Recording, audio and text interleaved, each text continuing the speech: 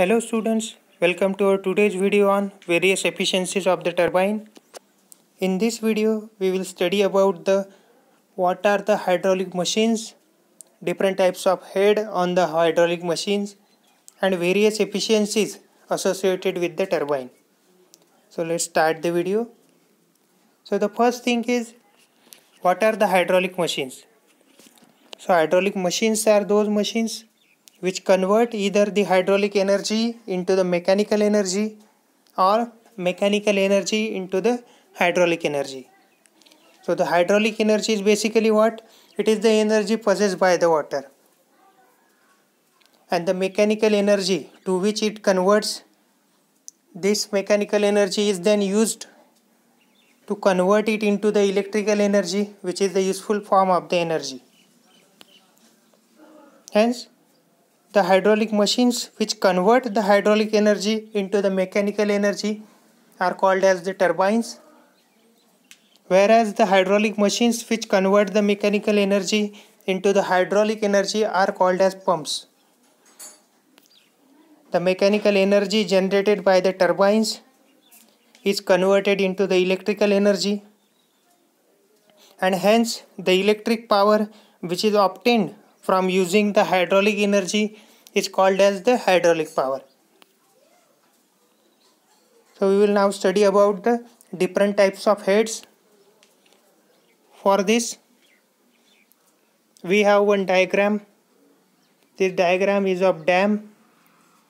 This dam has a particular water level, this free surface of the water level, which is given as head race. A pipe is connected through this dam to this turbine, which is also called as the penstock pipe.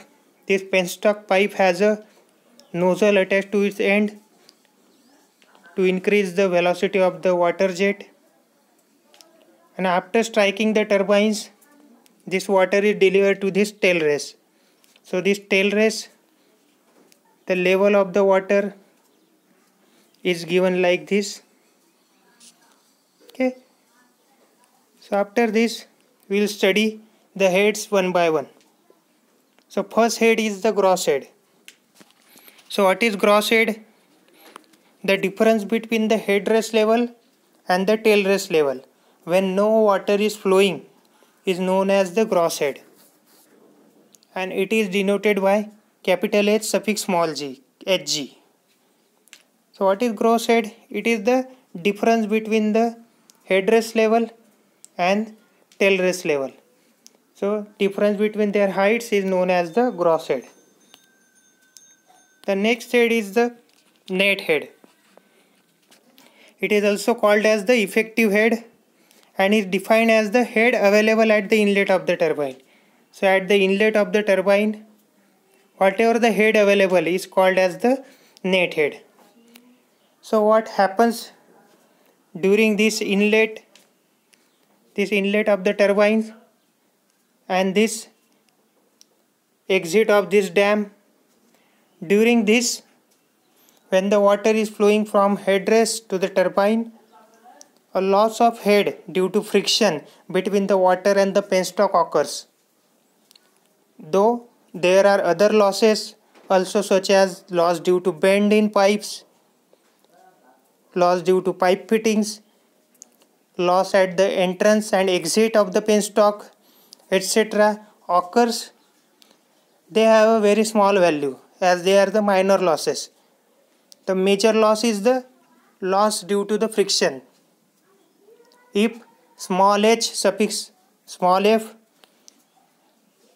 is the head loss due to friction between the penstock and the water, then the net head on the turbine is given by the equations capital H is equal to capital H suffix small g minus small h suffix small f. So Hg minus Hf, it is the net head available, where Hf is the head loss due to friction, and head loss due to friction is given by the Darcy-Weisbach formula, which we have studied in the chapter of flow through pipes, and the formula is 4 FLV square upon 2 GD. where all the notations have their usual meaning. So using this equation we can find the net head. It is also represented here as HF. This HF is the head loss due to friction. So gross head minus this net head is equal to this HF.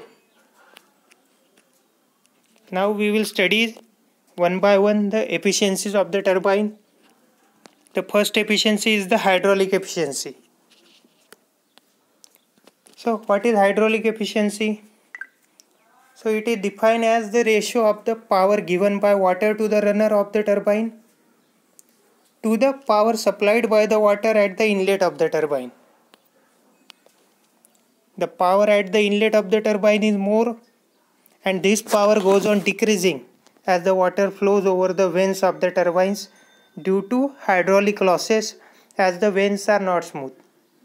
So as the vanes are not smooth, there are the hydraulic losses occur, hence the energy at the turbine gets reduced, which is basically higher at the inlet of the turbines.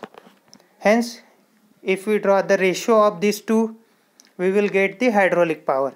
So hydraulic power is basically given by power delivered to the runner, which is also represented by runner power Rp, divided by power supplied at the inlet, which is also represented by Wp. And the runner power and water power can be individually calculated using these formulas. Here the formulas are given for the Pelton turbine, for radial flow turbines.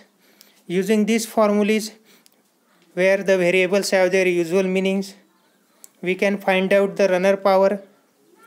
To calculate the water power, we have this formula, W into H divided by 1000. By simplifying this, we can get Wp is equal to rho g QH divided by 1000. For water, as the value of rho is 1000, we can simplify this like this. And these are the notations which have their usual meanings.